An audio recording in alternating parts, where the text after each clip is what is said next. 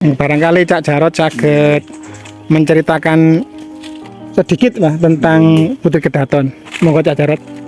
Ini menurut tiang-tiang sing maksudnya ini sejarah kan namanya mboten ngertos sejarah mboten wonten tapak tilase mboten wonten tapi ini menurut tiang sing gadahi indra keenam.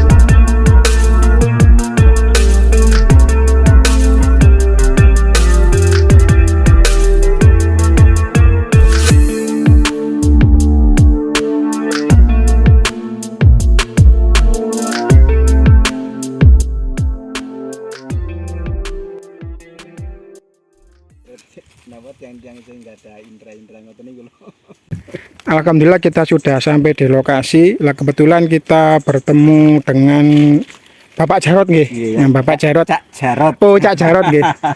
Barangkali Cak Jarot saged menceritakan sedikit lah tentang Putri Kedaton. Monggo Cak Jarot. Ini menurut tiang-tiang sing maksudnya ini sejarah kan namanya mboten ngertos sejarah mboten wonten tapak tilase mboten wonten tapi ini menurut tiang sing gadahi indra keenam niki sing makam pendek niki nggih niki Putri Kedaton. Oh, yang pendek niki Putri niki nggih. Sing mriku niku Kanjeng Ratu. Sing maisanya besar niku Kanjeng Ratu. Jadi ini bukan menurut sejarah tapi menurut yang sing ngertos sing gadahi indra keenam. Terus yang kecil-kecil niki Mas Jarot, mungkin keluarga keraton atau pengikutnya berarti. Terus perbedaan antara Putri sama Kanjeng Ratu ada hubungannya mungkin? Nggih, mungkin nggih ngoten. Tapi kula nggih mboten paham nggih. Namung sekedar niku sing kula semerapi nggih. Kata nggih sing lihat ngriki. Nggih, lumayan kata. Kadang-kadang enten tiyang Trenggalek tuh tiyang pundi ngoten rombongan foto elep saleben mriku. Berarti sing ingkang mesen bunder mungkin berarti lintang niku. Niki celak niki. Oh, sebentar niki. Oh, wonten pohon niku nggih. Nggih, pohon garing niku. Semarak-semarak mungkin enggak berkonfusan. Nggih. Nggih, matur nuwun Mas Jarot atas informasi ini. Nggih, nggih. Turun.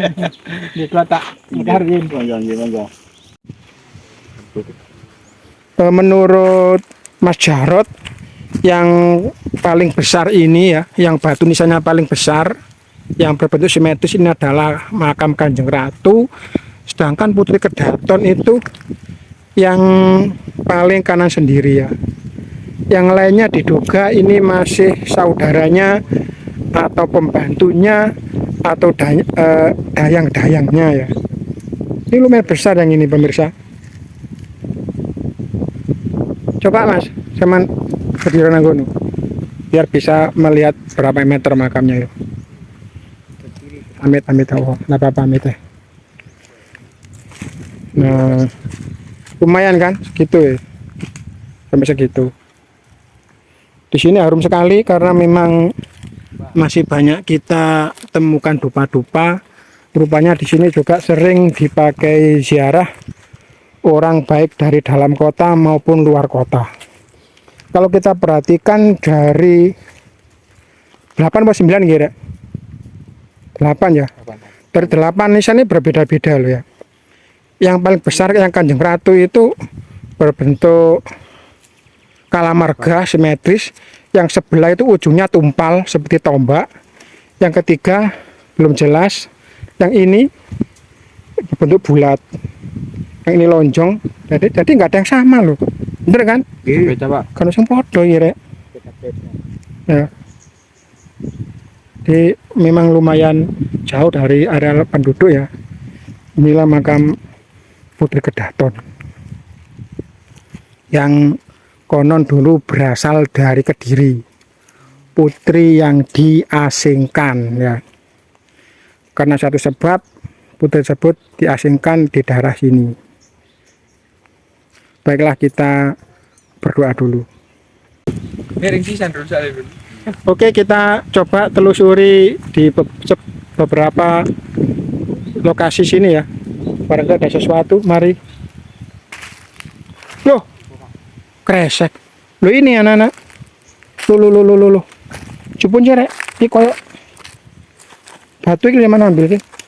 Dari sini kok koyok mirip kepala tengkorak ini. Bukan ya? Bukan. Bismillah. Loh, wapot rek. Waduh. Akeh anu nih. Akeh semute.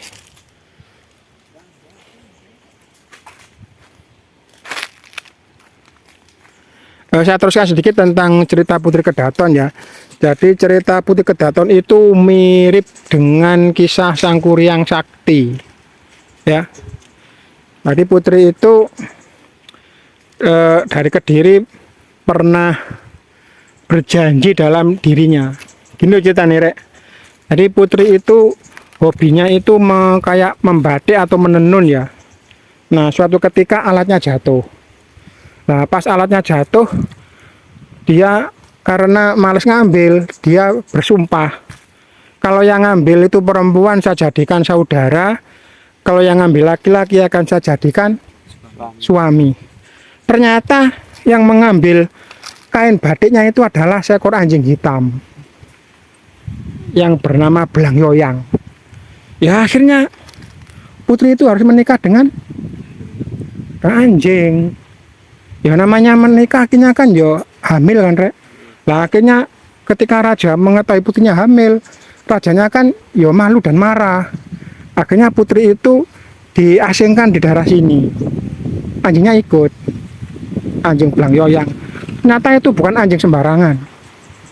Ternyata anjing itu orang sakti yang dikutuk.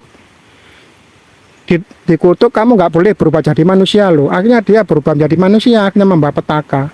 Setelah hidup di sini, kemudian mereka punya anak yang bernama Butasena. Nah, suatu ketika sang putri ini menginginkan hati rusa, berburu daerah sini nggak dapat. Akhirnya sama Butasena, anjingnya itu dibunuh, ya. Akhirnya diberikan emaknya, dibilang ini hati rusa. Terus emaknya tanya, mana anjing Belang Yoyang? Kok nggak ketemu, kok nggak ada? Ya diam. Mana anjingmu? Akhirnya dia menceritakan kalau anjingnya yang dibunuh. Akhirnya Belang Yoyang diusir dari sini.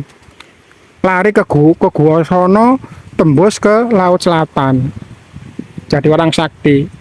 Ketika dia pulang ke sini, dia ketemu ibunya masih muda, masih cantik. Gak kenal ibunya rek, akhirnya jatuh cinta.